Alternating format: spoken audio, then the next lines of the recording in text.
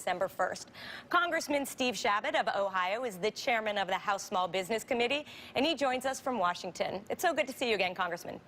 It's great to be with you too, JJ. All right, I want to take these issues one by one, and let's start with the IRS, where it seems a professor at the business school at American University, David Williamson, has found from his studies that it seems that the IRS is disproportionately targeting small businesses. A, do you find that too? Have you heard this from other people? B, why? And C, what can we do about it? Very good questions, and I think he's absolutely right. They are targeting small businesses for one major reason, and that's because small businesses don't have the resources to fight back like the large corporate entities do. And we understand that the IRS has quotas for some of their agents now, and they're just hauling them in. They're abusing them. Oftentimes, they're literally fishing expeditions. They generally don't find anything that the small business person has done right, or excuse me, done wrong. But even if you did everything right, even if you win, you lose because you have attorney's fees oftentimes or accountant's fees that can run up, and the IRS isn't going to pay that for you. But what can I do now as a small business person who's been targeted if I think it's been unfair? Well, you can contact your local congressman who can weigh in to some degree as an advocate. You may well need to get a good tax accountant or attorney.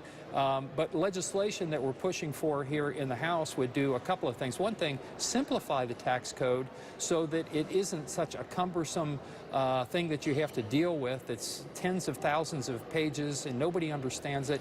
And just as importantly, as part of the legislation that we're pushing is to rein in the IRS, make them much more customer friendly, not have the person or the small business being targeted. It's somebody that you ought to be able to work with, but not feel that you've committed a crime. All right, let's move on to the next issue here, which is the House this week passed the Improve Small Business Cybersecurity Act, where it's going to empower small business development centers to help small businesses with preventing cybersecurity. What does that mean? What will these SBDCs do?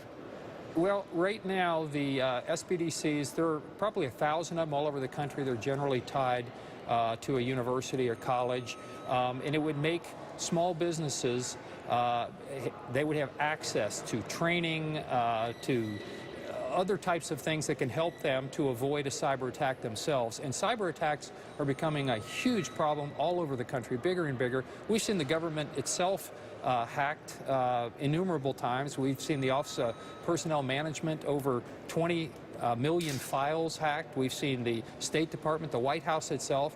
We've seen large companies like Target and Home Depot targeted, but now they seem to be going after small business folks. And we've seen, in fact, over 70% of the cyber attacks now are targeted at companies that have fewer than 100 employees. So it's something that small businesses really need to take seriously because it could happen to you next. Absolutely. Okay, finally, we have a little time left to talk about this lawsuit to try and overturn the overtime rule, which is supposed to take effect on December 1st. Talk to me a little bit about why this is important from your perspective. Well, it's important. We're getting more complaints from small businesses all over the nation on this than anything really since Obamacare that I can remember. Because what it would do is it would say that you're now going to have to pay overtime rather than people under $23,000. It's going to double up to $47,000, and it's going to kick in December 1st. And a lot of people, small business folks who are busy, running their business and hiring folks or paying their employees, haven't been thinking about this, but in a couple of months it's going to hit them. So let me ask you a question. Let me ask you a question then. What you're talking right now is the burden is about the process, and I am with you. The process of changing over for a small business, it is hard.